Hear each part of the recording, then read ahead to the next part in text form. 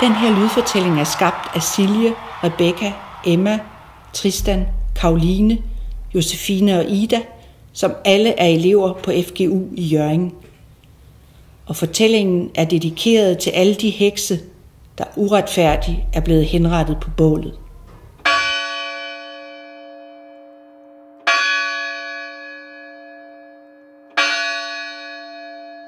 32 år er gået. Du er nu på den anden side. At tage afsted med god energi, en velsignelse i forklædning. Danmark ses jo meget tit som et fredeligt land. Vi er glade og sådan noget. Så jeg tror ikke, det ligger i vores image at have dødsstraf. Dødelig indsprøjtning. Kina. USA. Vietnam. I forhold til dødsstraf tror jeg faktisk, jeg er ret neutral. Fordi at jeg kan sagtens se fordelen ved, at der skal være retfærdighed i det. Hvis de har for eksempel været en seriemorder. Ja. Men en dødsstraf kan på nogle punkter også bare svare til livstid i fængsel. Fordi vi har den her krav på retfærdighed. Så livstid i fængsel, der kan de lide, og ikke bare dø med det samme. Brun, sort, mørke. Jeg var i hvert fald overrasket over, hvor sent det blev afskaffet i Danmark. Det var i 70'erne. Det jeg tænker om dødsstraf, det er, at jeg synes, det burde stadig være en ting. Fordi at, ikke bare sådan for hvad som helst, men hvis det er sådan en seriemorder, der har dræbt flere folk eller noget i den stil, så det er jo kun fair, hvis de også dør. Hvis de har taget, de har jo taget rettighederne fra sygt mange andre mennesker og bare slået dem ihjel. Så det er også okay, hvis de får taget deres. Hængning. Egypten, Irak, Bangladesh, Iran, Kuwait, Singapore, Syrien. Jeg er blevet for imod det. Sådan det der med, at hvis der er en har dræbt mange mennesker, så tænker jeg, at de fortjener for dødsstraf.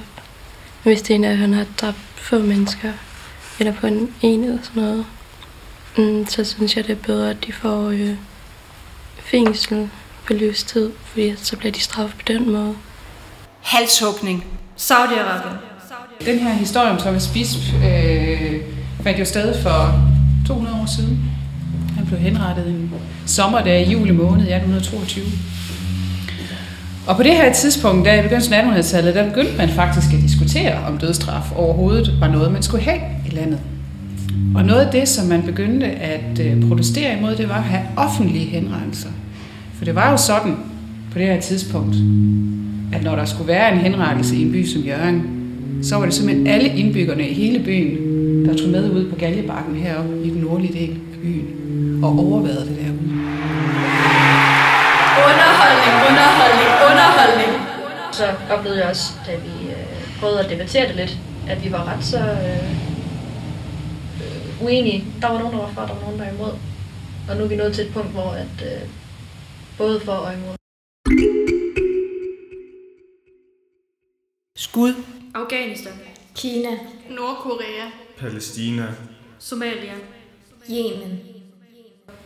Når jeg tænker på, hvad der foregår nede i Iran, eller de andre lande dernede, som der er i krig med hinanden, det er fuldstændig forfærdeligt, fordi jeg kan slet ikke forestille mig, hvorfor vi skulle leve i en verden, hvor at man kan simpelthen blive henrettet, fordi man kunne se lidt pandehår. Jeg tænker, at dødsstraf det er forkert, fordi vi lever også i et kristent land. Jeg tænker, at folk stadigvæk har dødsstraf i andre lande. Jeg tænker jo stadigvæk, at det skal forbydes i andre lande også. Jeg synes jo, det er super forkert stadigvæk. Det er en anden tid, vi lever i nu, og jeg synes ikke, at man kan gå rundt og slå folk ihjel.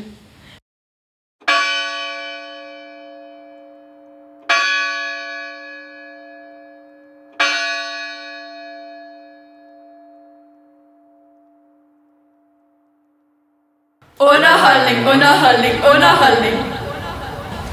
Og vejen til Skagen, den gik lige ved siden af Galjebakken. Så man kunne se den her henrettelse på lang afstand. Og når den så havde fundet sted, så parterede man jo faktisk kroppen. Og lagde den på hjul og stejle, som det hedder. Det vil sige, at man tog hovedet og satte det på en stage, en meget, meget, meget høj stage, og så blev kroppen lagt på sådan et hjul, som det vi har der i loftet. Det er derfor, vi hænger det der op, for at symbolisere, det var det, man gjorde. Og det var faktisk også derfor, vi har det billede her på endevæggen, hvor man kan se skarpretterens assistent stå derovre til venstre og være klar med hjulet. Det er jo ikke på nogen måde et historisk billede, men det er for, at man lige fornemmer, hvad det her det egentlig handler om. Præsten er også til stede, fordi han har selvfølgelig sagt et par ord, inden henrettelsen har fundet sted. Og så brugte man sådan en økse, som hænger derovre i montren. Det er en rigtig skarpretterøkse, som er blevet brugt på de vestindiske øer.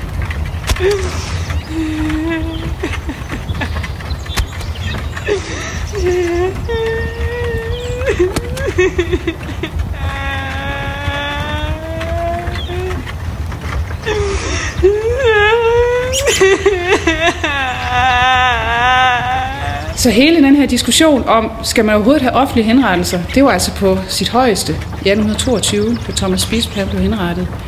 Og han er faktisk også den sidste, der blev henrettet her i Hjørring. Der har simpelthen ikke været nogen her i byen siden da. Smerte, lide, fred. En gang i tiden var et fjols, der troede, at han ville finde et formål i sit liv undervejs. Du skal ikke løbe og gemme dig for sandheden, du beslutter. Alt, der lever, er gået til spild.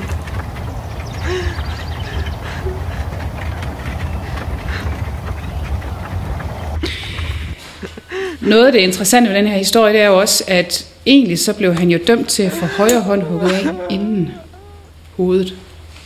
Og han blev faktisk også dømt til at blive knebet med sådan nogle glående tænger. Det er sådan nogle jerntænger, man kunne bruge til, hvis man skulle mærke dyrene for eksempel. Så kunne man varme sådan en op. Og så han blev simpelthen dømt til, at han skulle knibes med sådan nogle tænger 3 gange mellem det sted i Sønder Økse, hvor altså det, der var sket, det havde fundet sted, og så rettersted her i Hjørring. Det blev han benådet for. Og han blev også benådet for at få højre hånd hugget af.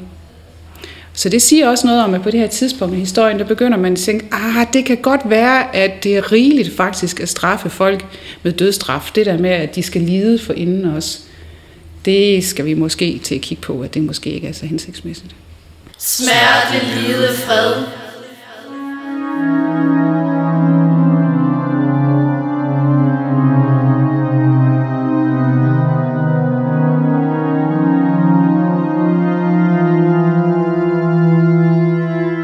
Vi har Thomas Bisp, som selvfølgelig er den mand, der ender med at få hovedet hugget af. Men så er der jo også hans kone Maren, og der er tjenestepigen Ane Margrethe. Så det er jo en meget dramatisk historie, må man nok sige. Det kan godt være, at det egentlig var Thomas, der fik den strengeste straf. Men måske var det faktisk Ane Margrethe, den her unge 24-årige tjenestepige, som led allermest. Fordi hun blev gravid med Thomas i fængslet her i Hjørring. Og hun måtte aflevere det her barn, fordi hun skulle ned i det, der hedder Viborg Tugthus, som er en form for fængsel i Viborg, og tilbringe resten af sit liv dernede. Og for at det ikke skal være løgn, så fik hun også et barn dernede i Viborg med en anden mand, som hun også måtte aflevere. Prøv at tænk, at jeg skulle sige farvel til 2 børn. Hun blev så faktisk benådet på det her tugthus nede i Viborg. Og endte med at blive en gammel kone der, hvor hun kom til at bo resten af livet. Og hun fik faktisk mulighed for at bo sammen med datter nummer 2, som hun fik nede i Viborg. Morbid retfærdig sorg. Fordi det her, det siger jo lige så meget om livet i dag, ikke? Altså, der bliver desværre også begået mord i kærlighedens navn. Så den her historie, den kan lige så godt foregå i 2025, som den kan foregå i 1821.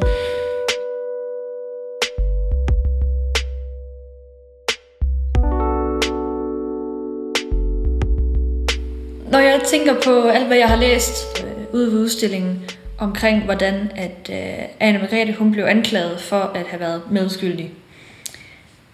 Jeg ser ikke andet end en måske småforelsket ung pige, som garanteret har formuleret sådan Nu ved jeg godt, det lyder lidt mærkeligt, men sådan som vi kvinder jo gør, vi siger gerne sådan noget romantisk, noget som, jeg vil ønske, jeg havde dig for mig selv, for jeg er bare tjenestepigen, og du er gift. Og så har han garanteret forskruet det til, okay, så skal jeg jo skille mig af med min syge kone, for at jeg kan have hende. Men det er også bare sådan en situation, der gentager sig. Selvfølgelig ikke så specifikt vel, men man ser det hele tiden, at i de situationer, hvor det er en mand, der er sin kone utro måske, så er det jo fordi, han har fundet en anden, som man hellere vil være sammen med. Og det tror jeg er alt for nemt at sætte sig ind i. Selvom hvis man aldrig selv har prøvet det før, så kan alle kvinder sætte sig ind i den situation, fordi vi er så meget mere romantiske, som vi er.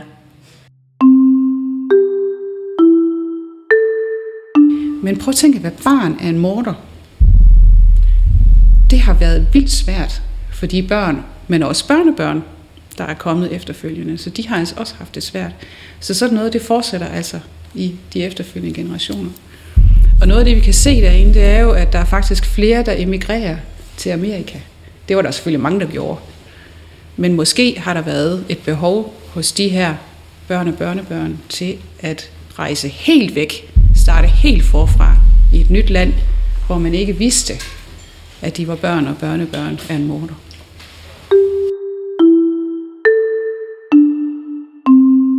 Jeg synes jo heller ikke, at det er okay på, hvordan man behandler de mennesker. Selvom at de er kriminelle og gør noget forkert, så er de jo stadigvæk mennesker, og de har jo også en familie, og de har jo også, og det er jo, det er jo synd for deres, familie, at man ligesom skal opleve, hvordan at de bare bliver tortureret og slået ihjel.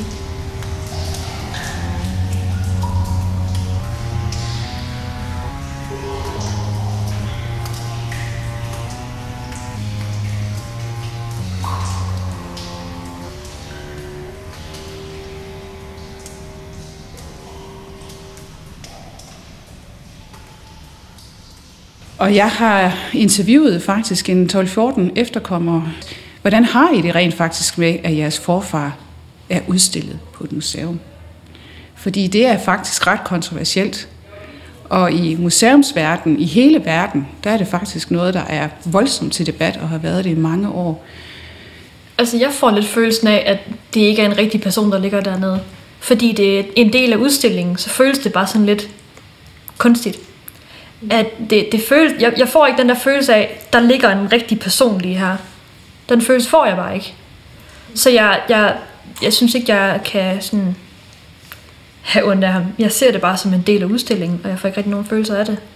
Det synes jeg er lidt en skam, fordi at han har familie et sted.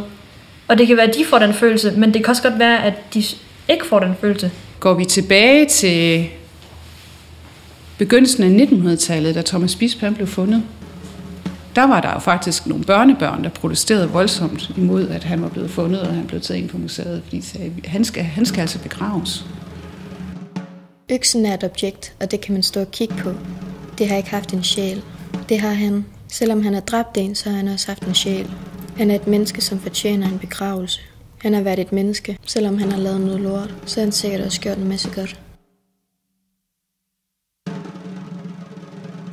Gengæld grusomt endelig. Jeg er folket, jeg er stormen, jeg er oprøret, jeg er sværmen. Når det sidste træ er faldet, dyret kan ikke gemme sig. Penge kan ikke løse det. Hvad er dit alibi? Alibi, alibi, alibi, alibi, alibi.